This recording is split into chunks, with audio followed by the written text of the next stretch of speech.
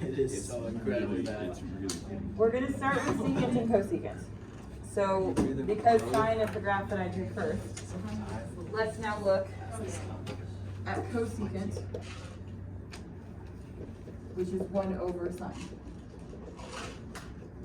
Now, there's going to be a lot of correlation between these. They're reciprocal functions, not inverse, but reciprocal.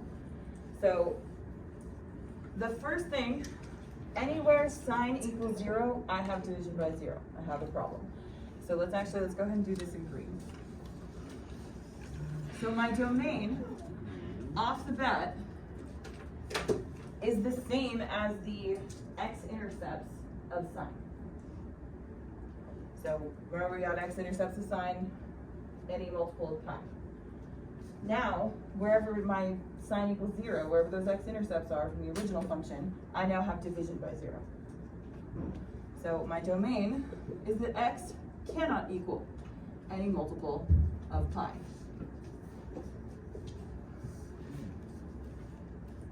And yes, that is the best way to write the domain.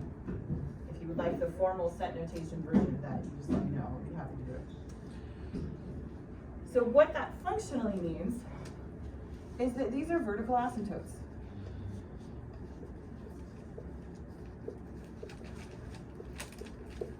At x equals any multiple of pi. So I'm going to draw it in. I have division by 0 at 0, pi, 2 pi, 3 pi, any multiple of pi. So I'm going to draw in a vertical asymptote. Because I have division by 0 then. I'm going to attempt to draw straight lines. It's going to go well.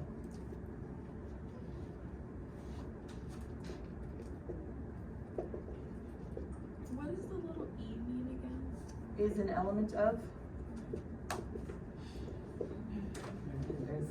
Technically, is an element in the set. So this would be n is an element in the set of integers.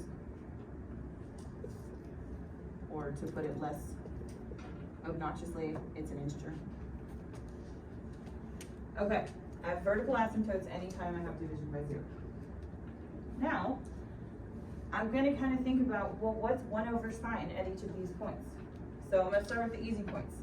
Looking just from 0 to pi, well, this point at pi over 2, sine is 1. Cosecant is 1 over 1. That point's the same. Now, what happens if I do something like pi over 6?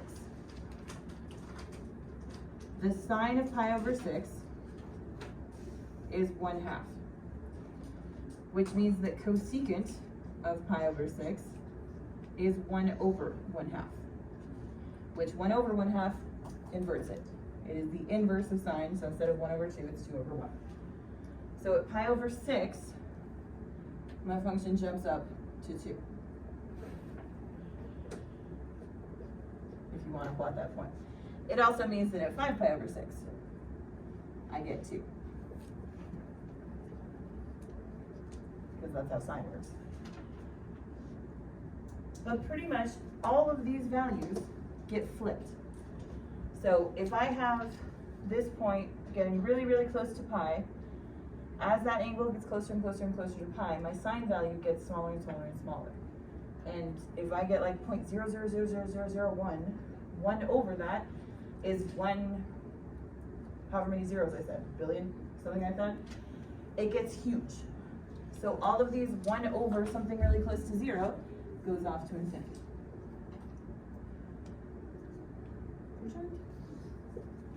So it essentially flips this over. And if you look, if we repeat this process, 1 over negative 1 is negative 1. 1 over negative 1/2 is negative 2. Cosecant is sine inverted. So the division by 0 leads to some asymptotes that make things uncomfortable, but long story short, flip it over. And it repeats. So, one more cycle, I flip up and down again. And it just keeps going either direction, flip down, flip up. And I'll be honest with you, if I ever have to graph cosecant, which isn't very often, but if I do, I generally start with a graph of sine. Even if it's just like a little doodle, like here, okay, that means these are here, like I can pick out these key parts of the graph by being familiar with sine. So domain is everything except where sine is 0. What is our range?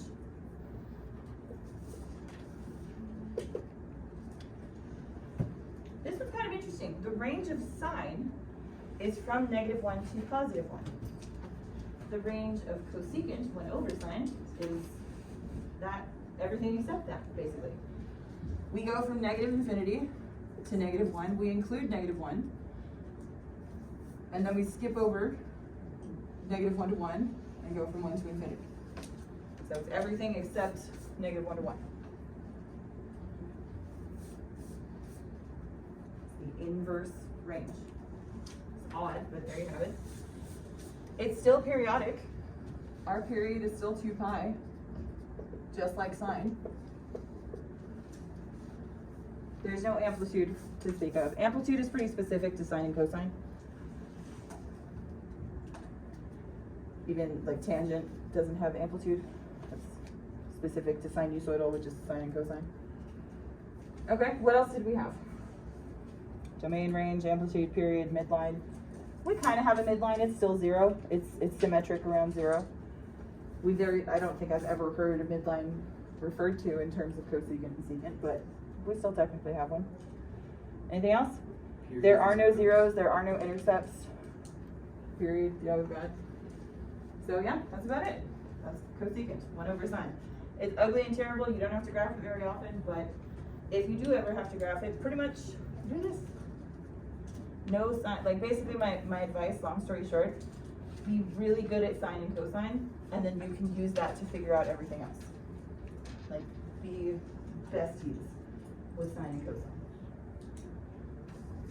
You're just gonna like be all of the best of friends all the time, and stalk sine and cosine, and then use them for my own ends because I'm a bad friend.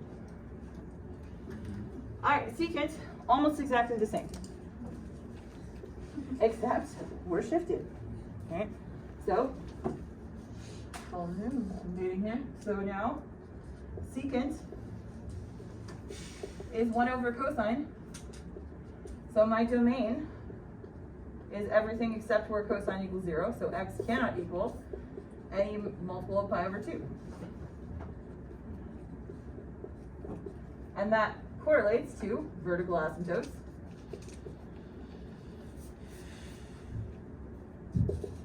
At x equals pi over 2, or 3 pi over 2, or 5 pi over 2. Those are all vertical asymptotes now. So I'm going to do the same thing wherever cosine is 0. Draw a vertical asymptote. They're just shifted.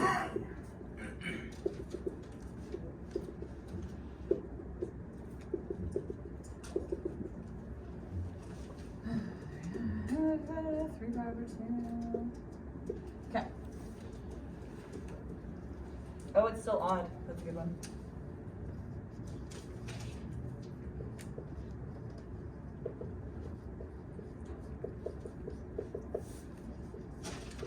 Which is easy enough to prove because you write it as 1 over sine. Okay, so secant, exact same thing. 1 over 1 is 1. Gets really small, so the inverse goes up to infinity. The reciprocal. All of them just flip over. Same domain, or same range as cosecant. The asymptotes have just shifted, which means our domain is shifted. And basically, flip cosine inside out, and you have secant. No else. Range is the same, -infinity to -1. And 1 to infinity. It is still even. Like the secant of a negative is the same as the secant of a positive. Period is still 2 pi. apologize if this stupid blue marker doesn't want to work. Right? It still repeats every 2 pi. Okay. The secant and cosecant, those are two of the ugliest ones. Tangent and cotangent, I'm going to try to squeeze in. We'll see how it goes. I have 2 more colors. We'll try. The way I think of tangent and cotangent is sine over cosine. So tangent is sine divided by cosine. So it actually starts out, division by 0 is the same as secant, which means that both of these pieces of information are the same for tangent. I have division by 0 at any multiple of pi over 2, which means that I have vertical asymptotes.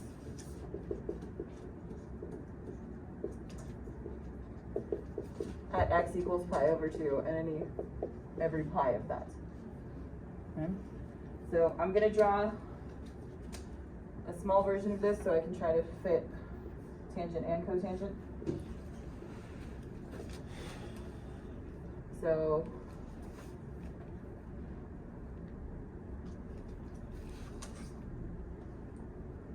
in case you are not aware, I have graph sticky notes that you are welcome to use. They're on the counter above, or on the shelf above the counter. Now that we've drawn 4 graphs,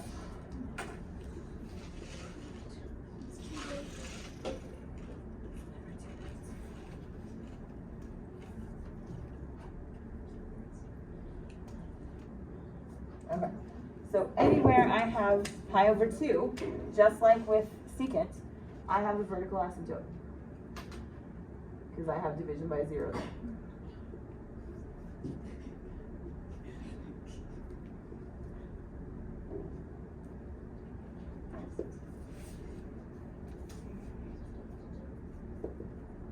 Okay, etc.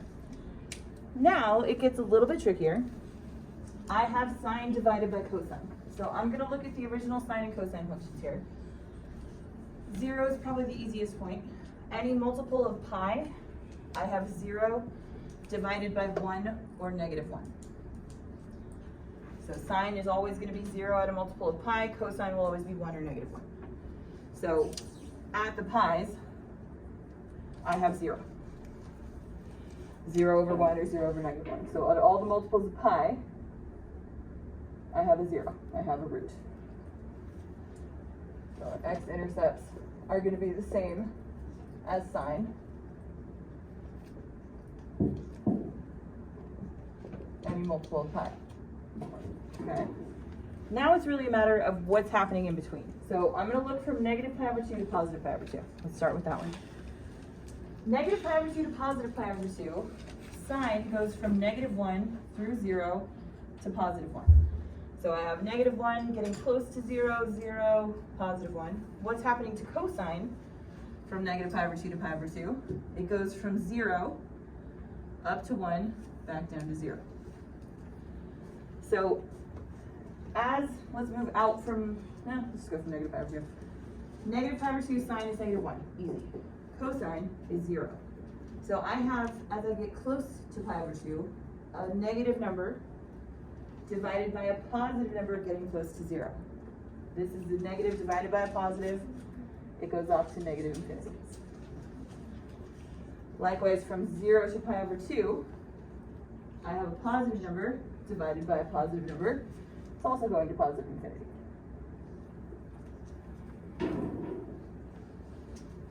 Okay. From pi over 2 to 3 pi over 2. Cosine is negative the whole time.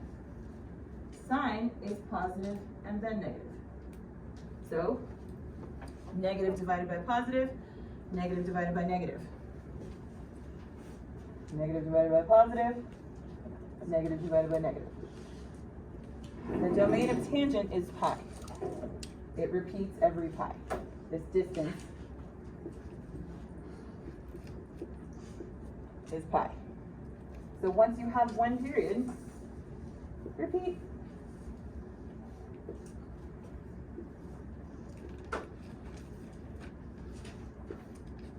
Ta-da. That's tangent. It's terrible and awful. And that's usually as detailed as you need to get.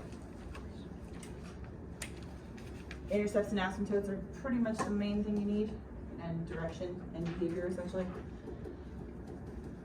Okay, that's tangent.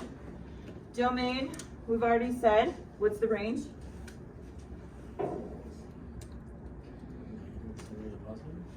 Yep. Range is all real numbers. Cool. That's about all we can say. Even or odd? Or neither?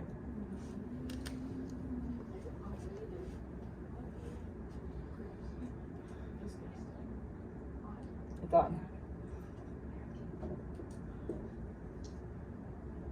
If I flip it and then flip it again, I get the same function. Another way to think about it, if I flip it over x, it's the same as if I flip it over y. Okay. We can verify it if you plug a negative in.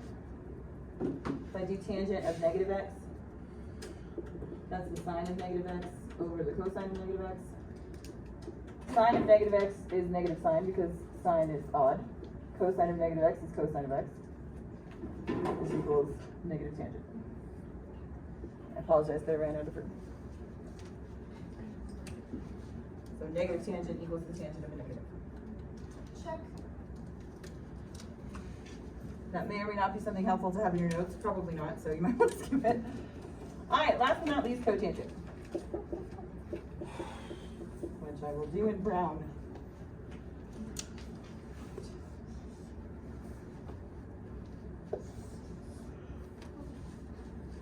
Okay. Cotangent, I'm going to do almost exactly the same thing I did for tangent, except sine and cosine switch. So intercept switch and asymptote switch. Cotangent is cosine over sine. So in this case, our domain is wherever x is a multiple of pi, which means our vertical asymptotes are any multiple of pi. Our x-intercepts are the odd multiples of pi over 2. So, same as cosine.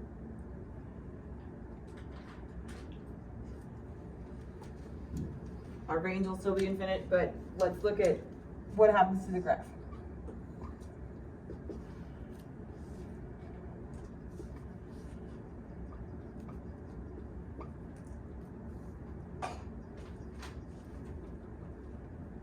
I apologize that it's getting very small.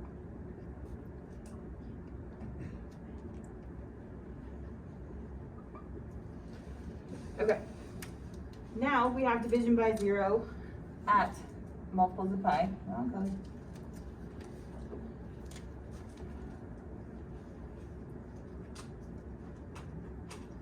So vertical asymptotes at all the even pi's. Pi and 2 pi, on and on forever. Okay. We have x-intercepts whenever cosine equals 0, so at all the pi over 2's. And now let's kind of do the same exercise, although it happens in between.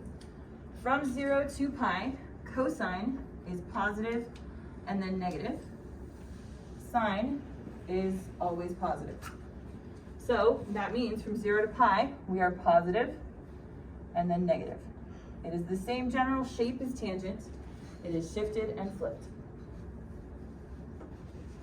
And then it repeats.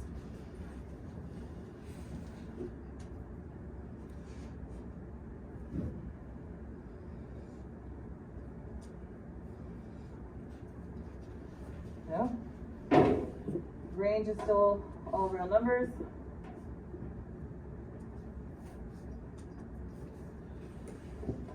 Anything else? Pretty much all we said. So, I honestly, if you asked me to graph cotangent just out of the blue, like, hey, show me a graph of cotangent, I would probably have to go through everything I just did.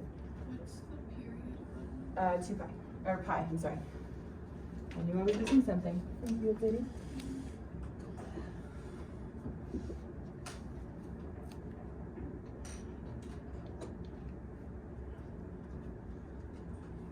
So again, the distance from 0 to pi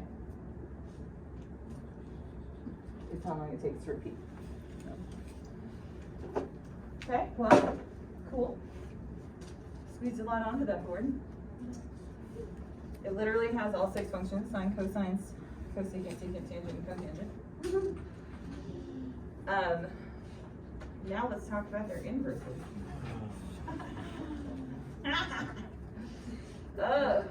Okay, we're gonna pause for a moment. I'll take a picture, erase the boards, give you a second to catch up. And I'm gonna drink some water.